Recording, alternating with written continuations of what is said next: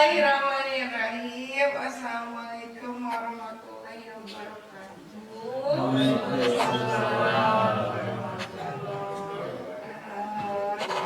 Yang terhormat Bapak dan Ibu Dewan Guru, terima kasih sebelumnya saya ucapkan telah bisa hadir pada kesempatan hari ini. Mohon maaf telah mengganggu waktunya, waktu istirahatnya dan waktu mengajarnya. Mudah-mudahan waktu yang telah Bapak dan Ibu sisihkan pada hari ini menjadi amal baik untuk Bapak dan Ibu semuanya. Wassalamu ala asyrofil anbiya'i wal mursalin sayyidina Muhammadin wa ala alihi washabihi ajmain. Amma ba'du. Rabbi shrah li sadri wa yassir li amri wahlul 'uqdatam min lisani yafqahu. Bapak dan Ibu semuanya, di sini sebelumnya saya mohon maaf bukan mau mengajarkan, tapi ingin sharing saja, menyelesaikan tugas yang harus saya selesaikan, yaitu tentang diseminasi modul yang telah saya pelajari selama pendidikan guru penggerak, yaitu berkaitan dengan modul 1.4 budaya positif di sekolah. Nah, Bapak dan Ibu semuanya, kita langsung saja untuk yang pertama. Nah, mendengar kata budaya positif, Bu Ati, kira-kira yang terlintas di pikiran Bu Ati itu tentang budaya positif apa Bu di sekolah? Biasanya kita menerapkan 5S, sapa, senyum, seperti itu. Emosi di antaranya seperti itu. Budaya positif. Ada lagi Ibu Cucu? Mengenai budaya positif yang diterapkan ke siswa dan siswi, berarti mengembangkan perilaku dan karakter terhadap anak-anak tersebut dari hal-hal yang sederhana, seperti yang Ibu Ati sampaikan, yaitu 5S. Ya. Ada lagi Bapak dan Ibu tambahannya? Jadikan sesuatu yang positif, perhatikan sesuatu yang baik, segala hal yang membuat anak menjadi baik. Ya, betul. Di sini budaya berarti nilai-nilai yang sering kita lakukan ya Bapak dan Ibu di sekolah. Nah, di sini tadi seperti yang sudah diutarakan oleh Ibu Ati dan Ibu Cucu, bahwa budaya positif di sekolah itu yaitu nilai dan kebiasaan yang di sekolah yang berpihak pada peserta didik agar mereka berkembang menjadi pribadi yang kritis, penuh hormat dan bertanggung jawab. Budaya positif yang sudah kita lakukan di sekolah kita itu tadi ada penerapan 5S ya pada Ibu, kemudian ada sholat berjamaah, kemudian juga ada upacara bendera, mungkin masih banyak yang lainnya. Nah, adapun untuk sharing hari ini, yaitu yaitu tentang budaya positif. Nanti saya akan sedikit memaparkan kembali tentang perubahan paradigma belajar, kemudian tentang disiplin positif, ada nilai-nilai kebajikan, kemudian motivasi perilaku manusia, ada kebutuhan dasar manusia, kemudian posisi kontrol guru, keyakinan kelas, dan segitiga restitusi. Ini yang terkait di dalam budaya positif. Sebelum kita masuk ke materinya, saya singgung sedikit tentang filosofi pendidikan Ki Hajar Dewantara. Menurut Ki Hajar Dewantara,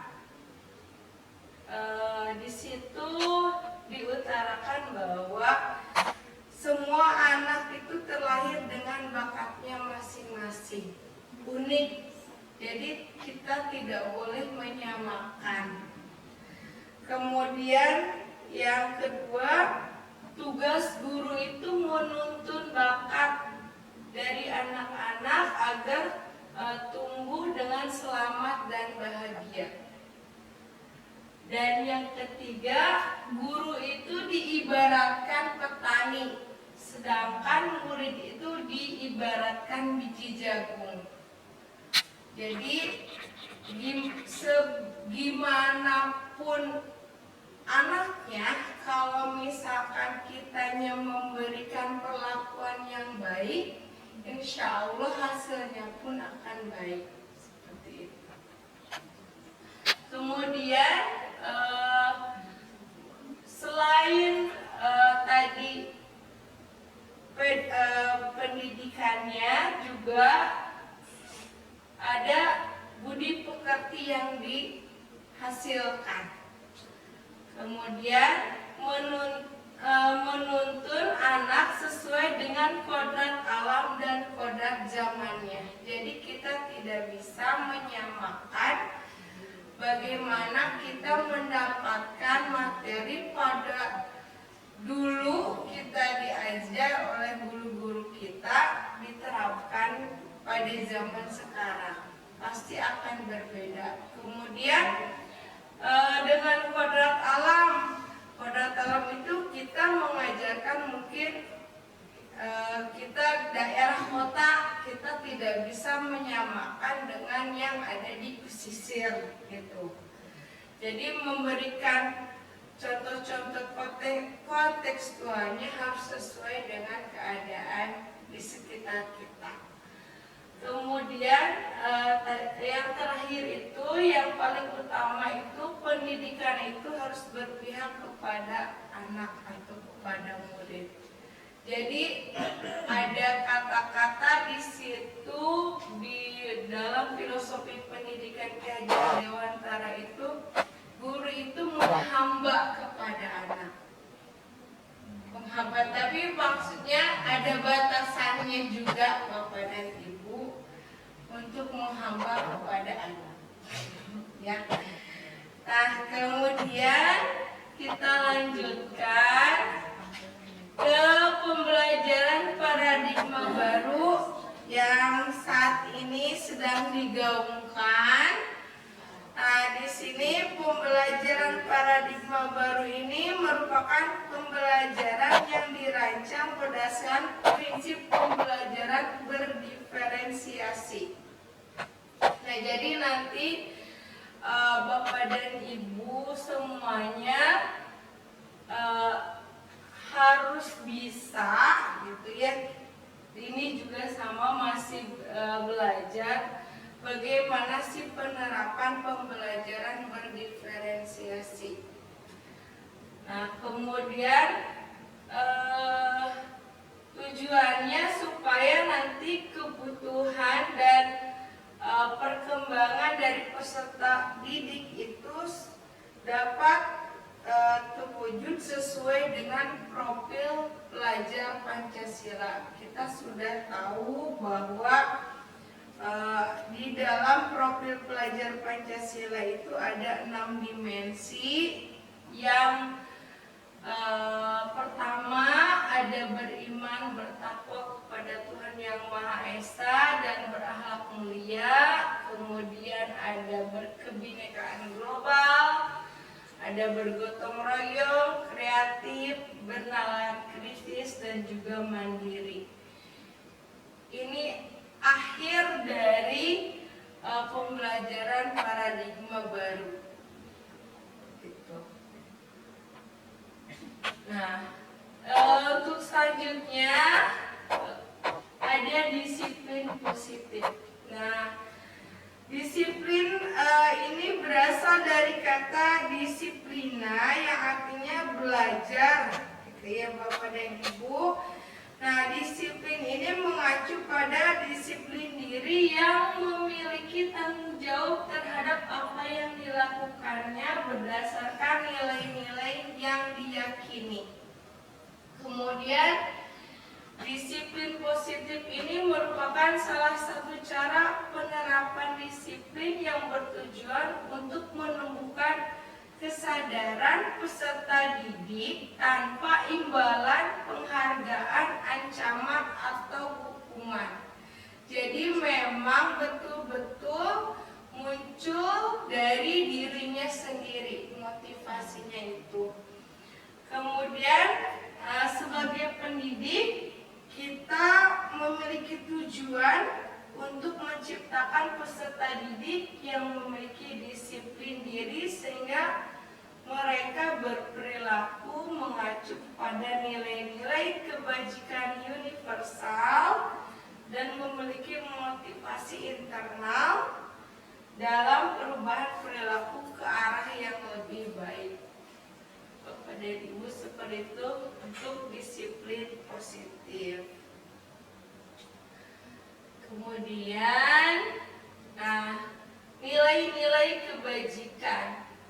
Apa sih itu nilai-nilai kebajikan? Nah, nilai-nilai kebajikan ini nanti yang akan mendasari kita membuat sebuah keyakinan kelas atau kesepakatan kelas. Nah, nilai kebajikan itu adalah nilai yang disepakati secara bersama lepas dari suku, bangsa, agama, bahasa maupun latar belakangnya. Jadi semuanya menjadi satu, tidak ada batasan apapun. Nah, contoh dari nilai kebajikan di sebuah organisasi pendidikan itu ada banyak. Yang pertama ada profil pelajar Pancasila yang tadi sama, ada yang beriman, bertakwa kepada Tuhan Yang Maha Esa sampai dengan kreatif. Kemudian dari IBO Primary Years Program ada toleransi, rasa hormat, integritas, kemudian mandiri, menghargai, antusias, kemudian empati, keingintahuan, kreativitas, kerjasama, percaya diri, dan komitmen. Ini adalah contoh-contoh dari nilai kebajikan yang diharapkan dari profil pelajar Pancasila dan IBO PYP-nya. Selain itu ada dari proyek nilai-nilai kebajikan. Ini tabelnya seperti ini Bapak dan Ibu, banyak sekali nilai-nilai kebajikan yang diharapkan dari nanti peserta didik kita. Sikap dari peserta didik kita itu diinginkannya seperti apa? Nah, sekarang kita berlanjut ke motivasi perilaku manusia. Nah, Diana Gosen dalam bukunya Restructuring School Discipline menyatakan ada 3 motivasi perilaku manusia. Nah, Yang pertama itu biasanya perilaku manusia itu motivasinya untuk menghindari ketidaknyamanan atau hukuman. Jadi menghindar dari hukuman. Kemudian yang kedua, untuk mendapatkan imbalan atau penghargaan dari orang lain. Jadi kita melakukan sesuatu itu karena ada imbalan atau penghargaan. Kemudian yang ketiga itu untuk menjadi orang yang mereka inginkan dan menghargai diri sendiri dengan nilai-nilai yang mereka percaya. Dan yang ketiga itu yang diharapkan muncul dari siswa-siswa kita. Jadi bukan karena takut dihukum atau karena mendapatkan penghargaan seperti itu. Jadi memang betul-betul dari faktor internalnya, motivasinya itu. Kemudian, nah ini kebutuhan dasar manusia.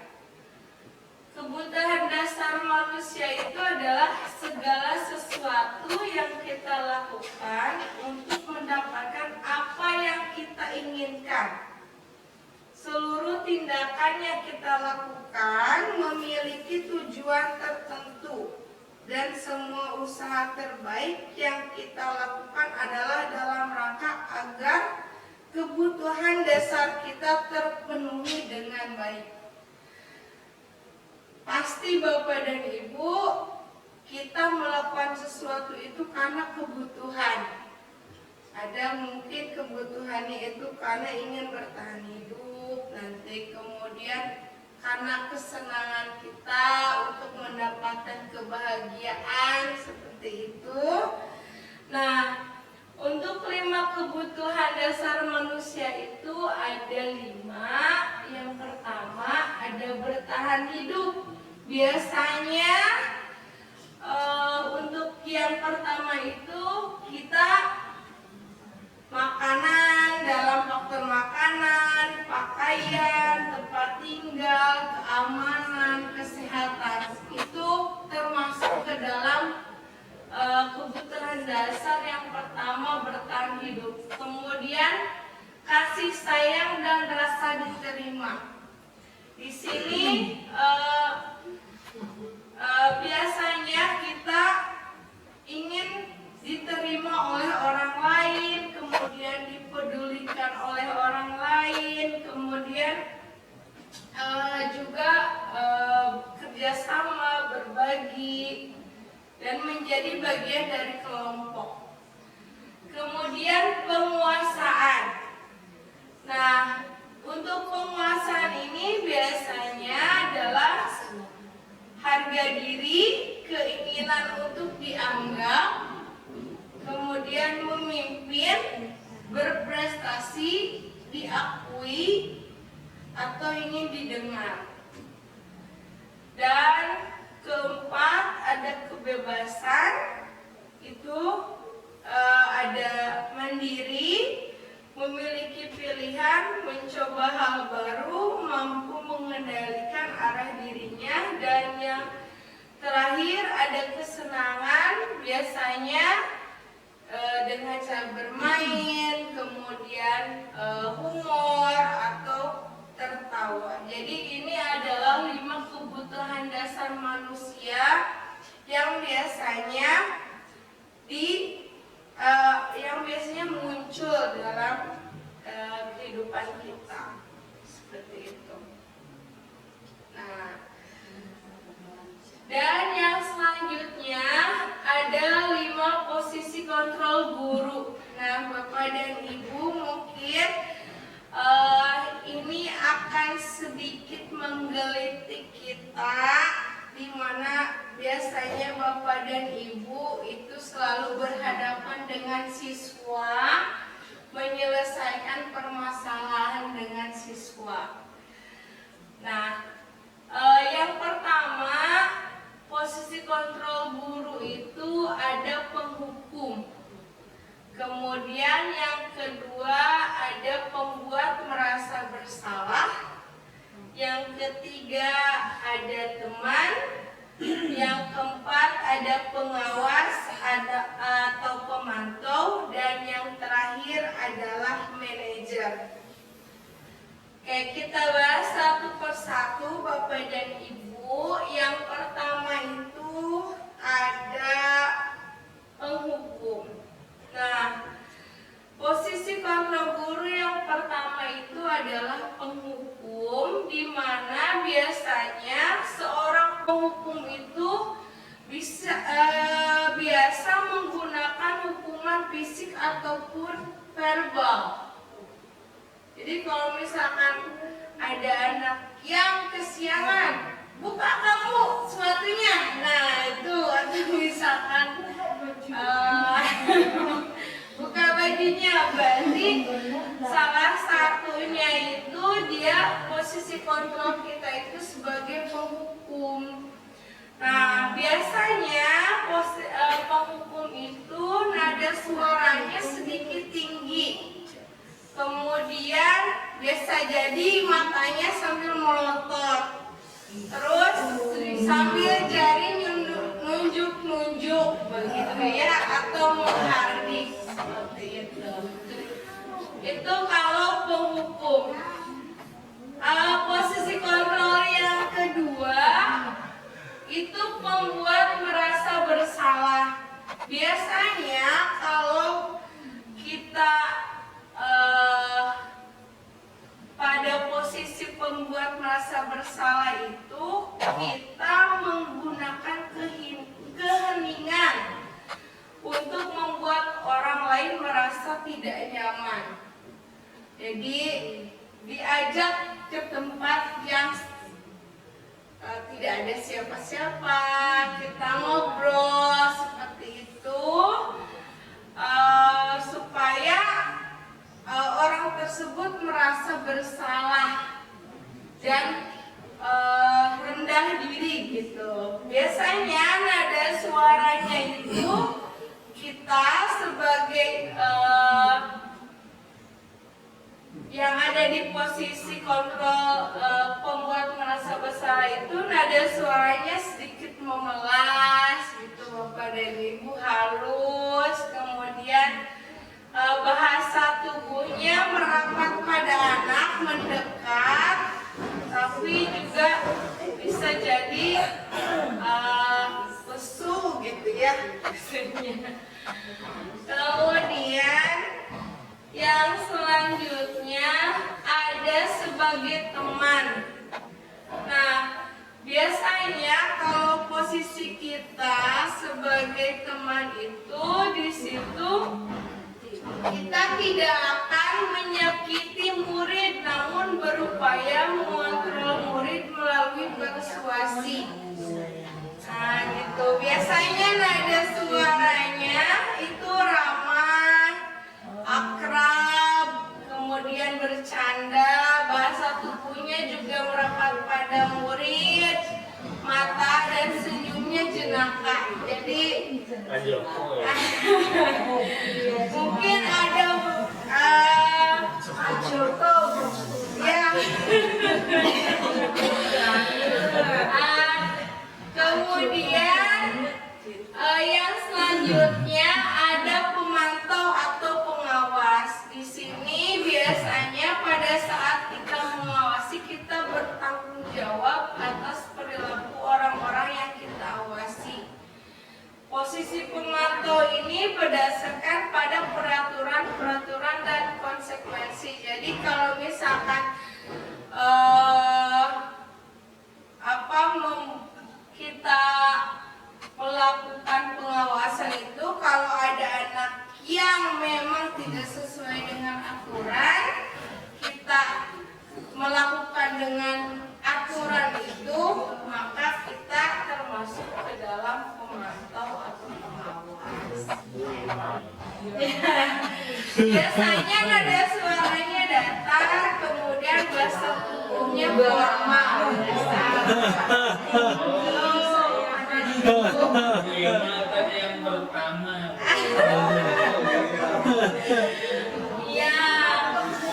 Nah, kemudian yang terakhir itu adalah manajer Bapak dan Ibu.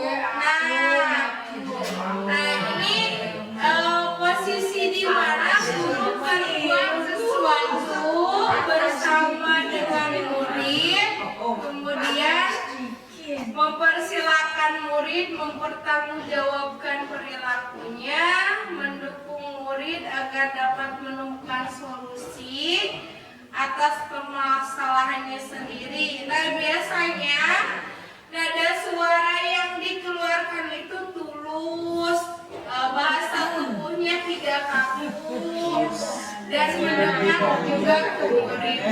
Nah Bapak dan Ibu semuanya, sebetulnya dari 5 posisi kontrol guru itu kita harusnya menjadi posisi kontrol yang kelima.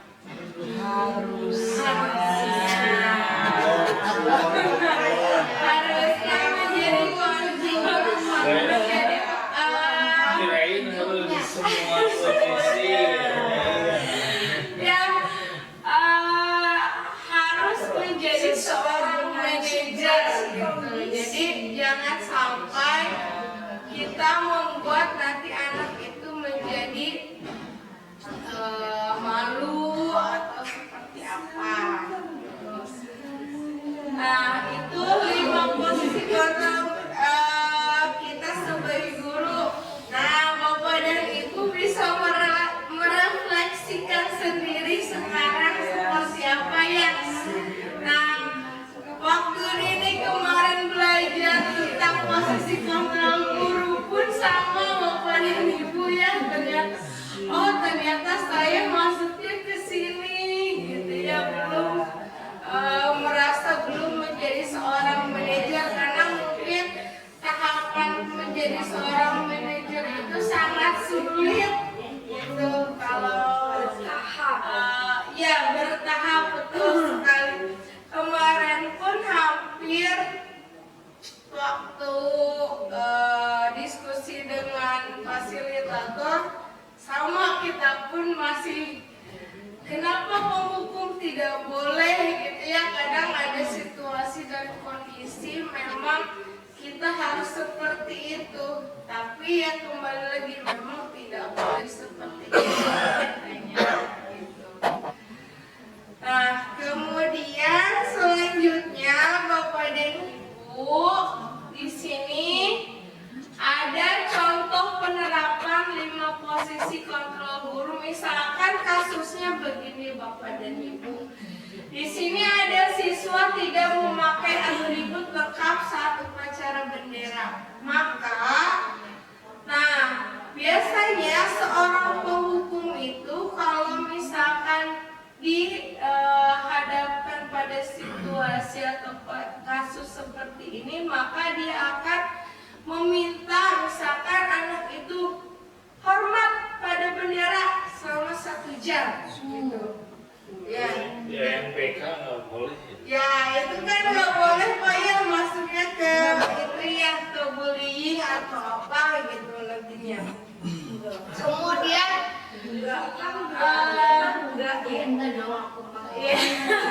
alhamdulillah Bu, di kita tidak ada ya Bu ya Pak.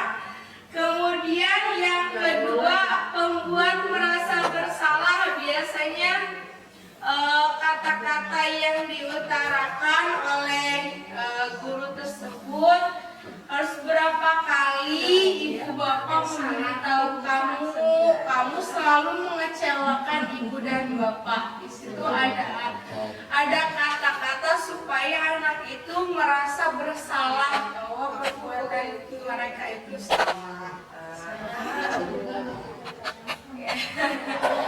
Kemudian yang ketiga ada tadi posisi kontrolnya sebagai teman. Biasanya ada kata-kata, ayo dong ikuti aturan sekolah, tolong ibu bapak ya, kali ini tidak apa-apa, lain kali jangan sampai berbuat seperti ini lagi.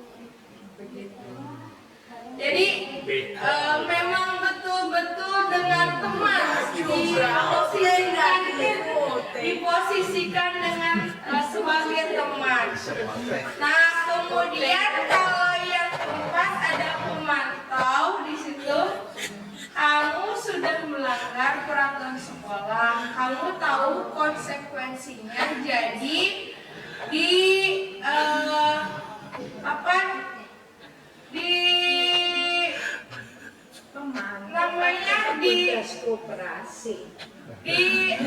diberitahu konsekuensinya seperti apa, karena kan di awal mungkin sudah diberitahukan seperti apa kalau misalkan tidak memakai atribut saat upacara. Kemudian setelah upacara beli atribut ke koperasi dan jangan diulangi lagi. Jadi harus disiapkan beli seharusnya kalau jadi memantau atau pengawas. Nah, dan yang terakhir itu sebagai manajer biasanya ada kata-kata yang diucapkan itu, apa kamu tahu kesalahanmu? Kira-kira bagaimana kamu memperbaiki kesalahanmu? Kalimat Bu Makanya belum. ya. Metakognisi. Iya. Supaya Kesalahanmu. nah, coba Bu, Bapak di sini ada sedikit pertanyaan. Nah, sekarang di situ ada kata-kata. Ibu, Bapak kecewa sekali dengan kamu. Kira-kira masuk ke posisi kontrol kemana? Merasa bersalah. Membuat merasa bersalah. Kita lihat Bapak. Yes. Ya. Merasa bersalah. Berarti udah ini nih Bapak dan Ibu udah hebat ya. Kemudian yang kedua, ayolah lakukan demi Bapak dan Ibu. Teman. Ya.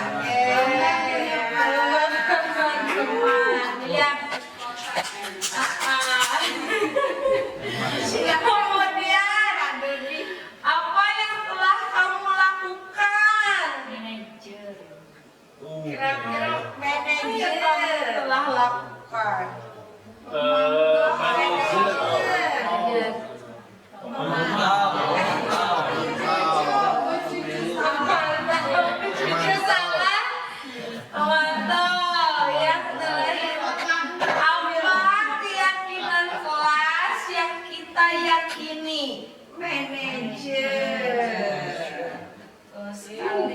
Jadi kalau manajer itu dikembalikan lagi biasanya kepada keyakinan yang telah dibuat.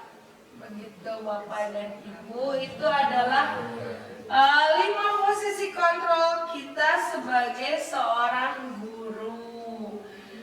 Nah, sekarang kita masuk ke keyakinan kelas. Ini Bapak dan Ibu kan sering membuat ya keyakinan kelas atau kesepakatan kelas sebelum kita melaksanakan pembelajaran.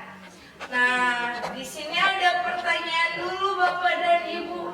Kenapa keyakinan kelas bukan peraturan kelas? Kita menyebutnya kenapa keyakinan kelas bukan peraturan kelas? Karena dari siswa sama. Ya, sama. Orang dari atas. Ya. Terus apa lagi kira-kira Bu? Dibuat dari siswa. Iya. Dibuat dari siswa untuk siswa. Tadi ya secara bersama-sama. Ada lagi Bapak dan Ibu? disepakatin bersama. Disepakati bersama. Oke. Jadi sebetulnya untuk keyakinan kelas itu awal mulanya dari peraturan kelas yang ada. Biasanya kan kalau peraturan kelas itu sudah ada dan sudah baku dan anak-anak itu harus mengikuti seperti itu. Jadi tidak ada lagi diskusi antara guru dengan siswa. Nah, makanya kalau keyakinan kelas itu tadi betul sekali dibuat dengan cara ada keterlibatan dari siswa dan juga gurunya, begitu Bapak dan Ibu. Nah, bagaimana sih pembentukan keyakinan kelas Bapak dan Ibu? Jadi membuat keyakinan kelas itu nanti harus bersifat abstrak, jangan terlalu konkret. Jadi supaya nanti tidak terlalu banyak kita kesepakatan kelasnya. Jadi nanti dilihat, misalkan masuk tepat waktu, terus memakai baju sesuai dengan aturan, nanti bisa dimasukkan ke nilai kebajikan disiplin seperti itu. Jadi satu itu nanti merangkum semuanya begitu. Kemudian berupa pernyataan universal, jadi umum. Jadi makanya kita harus melibatkan anak itu karena kita nanti akan melihat dulu, misalkan takutnya ada yang sama itu nanti dimasukkan jadi satu gitu. Jadi tidak semuanya dituliskan. Kemudian sedikit saja agar mudah diingat, jadi jangan banyak-banyak, jadi anaknya juga ingat gitu. Keyakinan kelas atau kesepakatan kelas kita buat.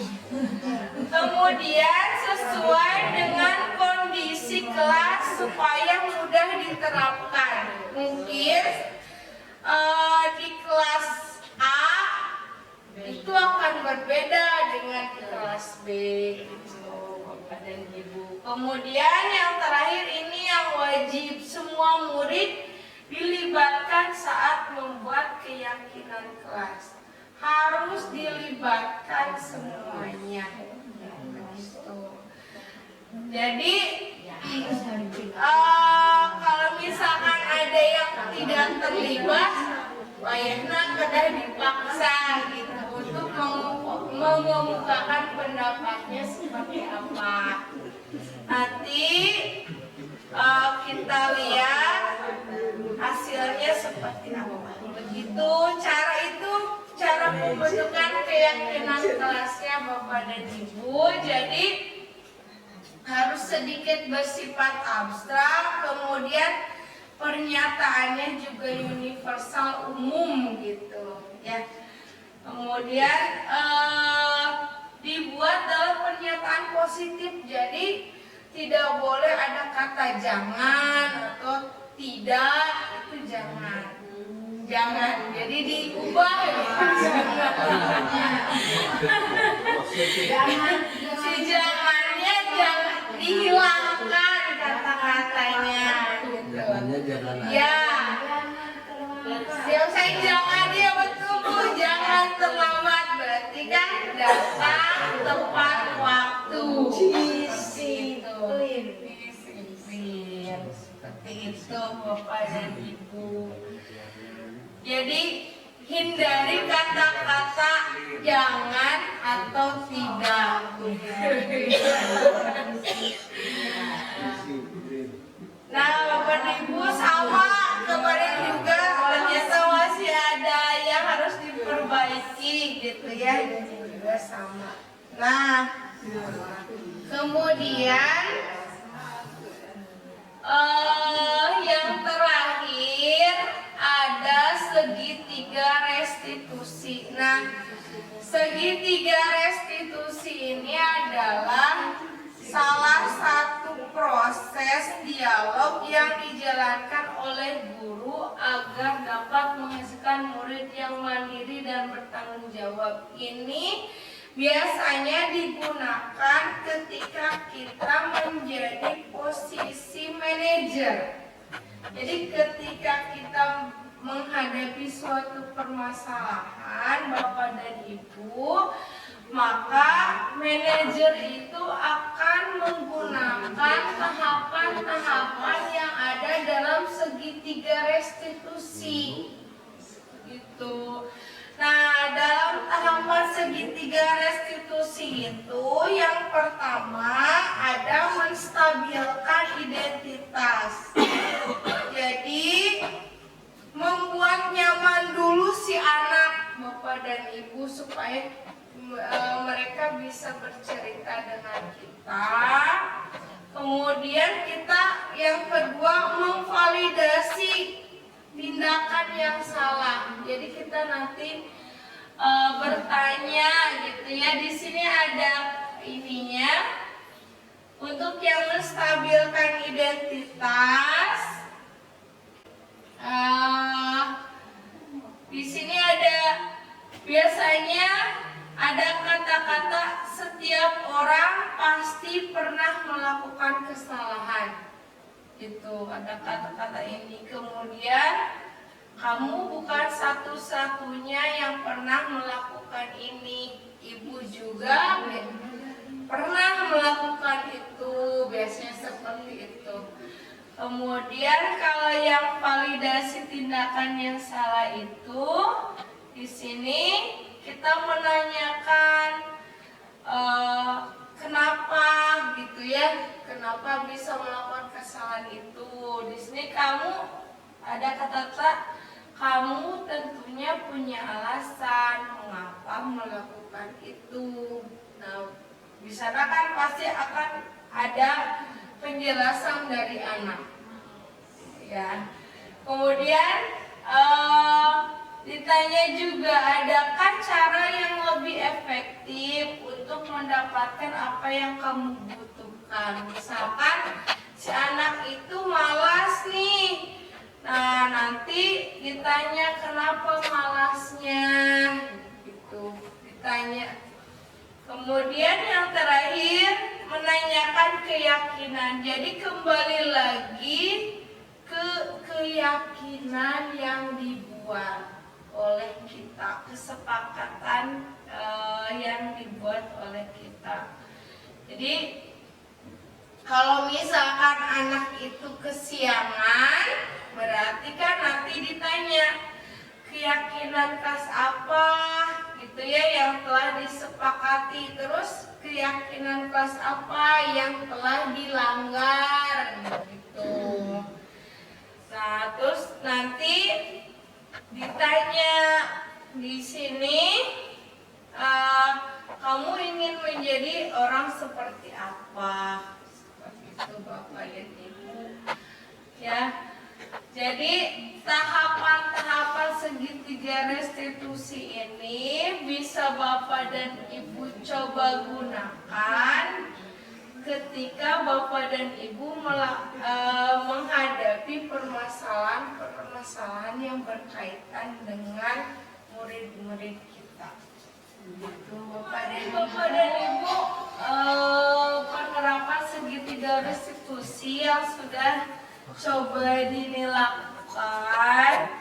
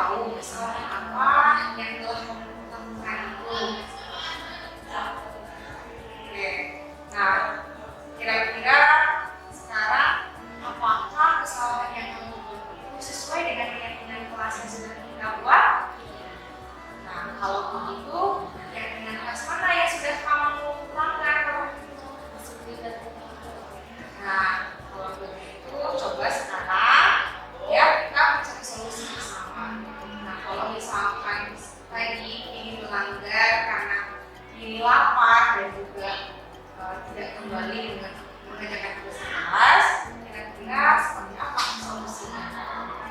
Solusinya sebelum berangkat sekolah ini harus ada air tidak berdasarkan. Bagus. Sekarang ini sudah tahu solusinya bukan? Nah, apakah ini akan melakukan perubahan? Ya, kalau begitu, terima kasih. Ini mudah-mudahan ini bisa melakukan perubahan tersebut. Nah, jangan lupa jangan tugasnya dan silakan kembali ke kelas. Ya, terima kasih ini. Assalamualaikum. Assalamualaikum warahmatullahi wabarakatuh. Izin memperkenalkan diri, nama saya Feni Sri dari kelas 1212. Saya sangat senang sekali berdiskusi dengan Bu Dini untuk menyelesaikan permasalahan yang saya dapatkan. Terima kasih kepada Ibu Dini karena sudah membantu saya mencarikan solusi permasalahan yang saya buat. Saya berjanji setelah ini, saya akan mengerjakan tugas yang diberikan dan tidak akan pergi ke kantin saat jam pelajaran berlangsung. Terima kasih.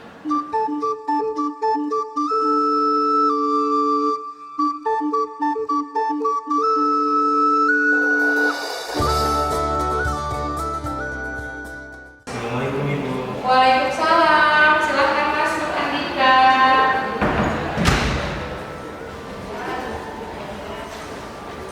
Oke, silakan duduk Andika. Oke Andika, apakah Andika tahu kenapa Ibu memanggil Andika ke sini? Nah, tadi Ibu mendapat laporan dari Ibu Piket bahwa hari ini kamu terlambat sekolah. Apakah betul? Betul Ibu. Nah, menurut ingatanmu sudah berapa kali kamu terlambat sekolah? 3 kali Ibu. 3 kali, baik. Apakah kamu tahu jam berapa masuk sekolah? Tahu Ibu, sekolah masuk jam 7.15. Baik, kalau begitu. Apakah terlambat masuk sekolah merupakan sebuah kesalahan? Menurut Andika? Iya, baik kalau begitu. Nah, berbuat kesalahan itu manusiawi ya Andika, Ibu pun pernah melakukan itu. Yang terpenting kita dapat belajar dari kesalahan tersebut dan juga selalu berusaha untuk memperbaikinya.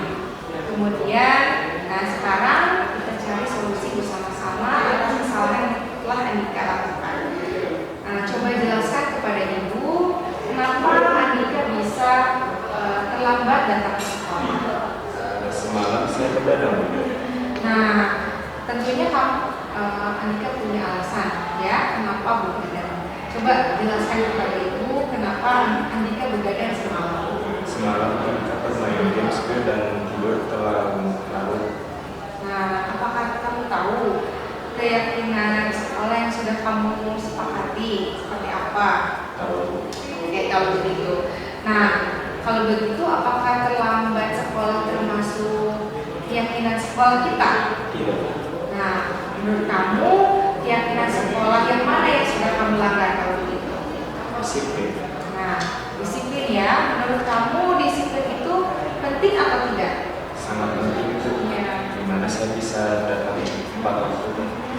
Betul sekali, disiplin itu sangat penting untuk kita ya, sehingga kita tidak terburu-buru untuk datang ke sekolah, kemudian kita juga dapat menyelesaikan semua tepat waktu.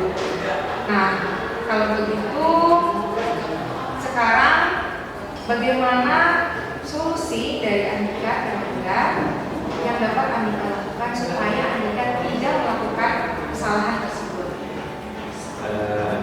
Kalau melakukan tidur lebih cepat dan tidak akan bermain games di saat waktu tidur. Nah, kalau begitu kamu Andika sudah tahu kan bagaimana solusinya ya. Jadi, nah apakah di rumah ada orang yang bisa membantu Andika mengingatkan Andika supaya Andika tidak datang terlambat? Ada ibu dan ayah saya. Nah, kalau begitu ibu akan bekerja sama dengan ibu dan ayah Andika untuk mengingatkan Andika untuk tidur tepat waktu dan juga membangunkan Andika ketika Andika belum bangun. Andika sudah tahu solusinya dan mudah-mudahan Andika bisa memperbaiki masalah Andika saat ini dan tidak terulang kembali. Silakan Andika bisa kembali ke kelas. Baik, terima kasih Bu. Ya. Kenalkan nama saya Muhammad.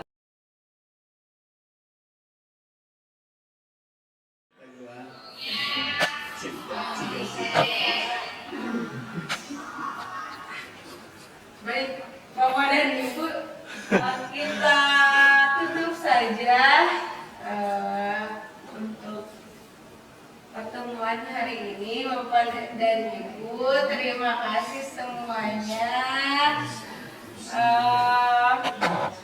Terima kasih atas kehadirannya hari ini.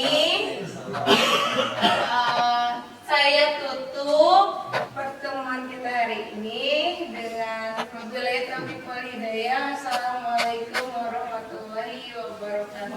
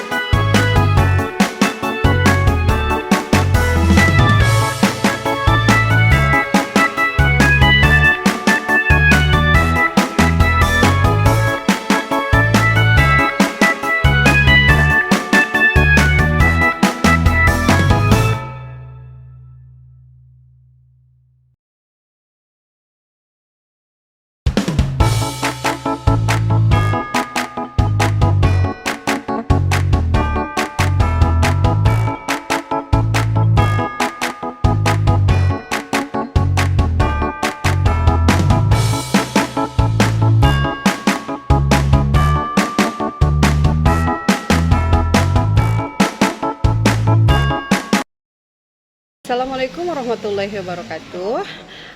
Setelah mengikuti diseminasi, saya semakin tahu apa arti budaya positif, bagaimana penerapannya, mengetahui cara membuat keyakinan kelas yang benar, dan mengetahui posisi kita sebagai kontrol guru dan penerapan segitiga restitusi dalam penyelesaian permasalahan yang berhubungan dengan peserta didik. Terima kasih. Assalamualaikum warahmatullahi wabarakatuh.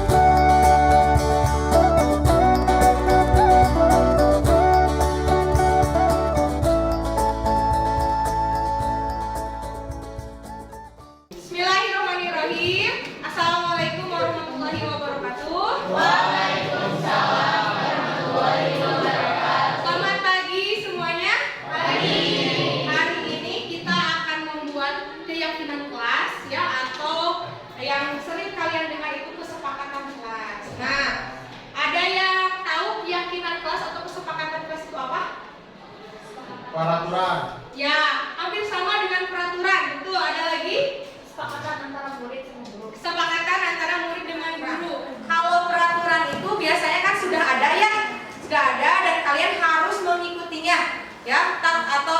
kata lainnya tata tertib. Kalau keyakinan atau kesepakatan kelas itu betul tadi antara siswa dengan guru gitu ya. Jadi kesepakatan atau keyakinan kelas itu harus dibuat oleh semuanya ya, tidak terkecuali. Jadi kalian nanti silakan membuat sebuah keyakinan kelas ya. Terus yang kedua, hindari kalimat negatif ya. Jangan membuat kata tidak atau jangan. Jadi kata jangan dan tidak itu tidak boleh digunakan, diubah menjadi kalimat positif. Contohnya misalnya satu saja, nanti kita akan simpulkan keyakinan kelas kita ya yang akan kita gunakan selama beberapa pertemuan ke depan nanti.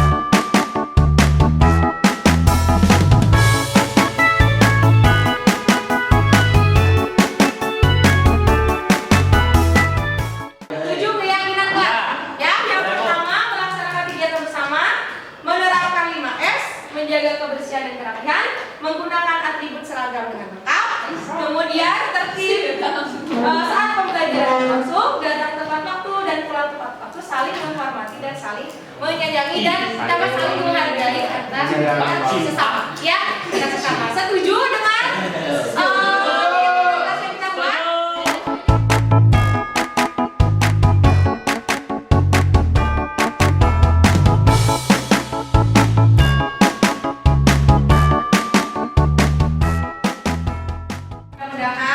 Dengan adanya keyakinan kelas ini, kalian menjadi pribadi-pribadi yang lebih baik.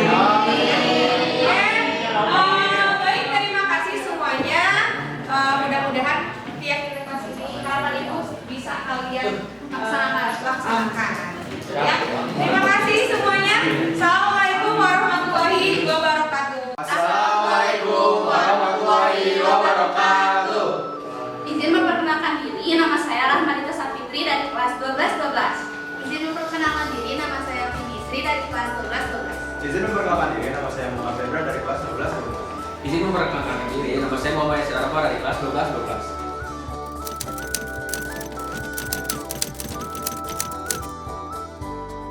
Perasaan saya ketika membuat keyakinan kelas ini seru banget. Menurut saya dengan adanya kegiatan membuat keyakinan kelas ini bisa membuat kita belajar bermusyawarah.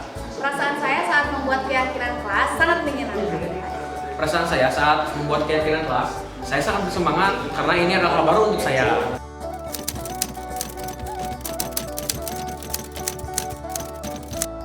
Penting banget karena biar orang-orangnya tuh bisa lebih bertanggung jawab. Menurut saya membuat keyakinan kelas itu penting karena pertama tadi bisa membuka musyawarah dan juga bisa meningkatkan rasa tanggung jawab antara anggota kelas. Sangat penting karena dapat menumbuhkan rasa disiplin antar siswa dan guru. Ya, sangat penting karena menurut saya, pertama itu bisa menumbuhkan rasa tanggung jawab antar siswa dan guru. Yang kedua, itu bisa menumbuhkan rasa disiplin.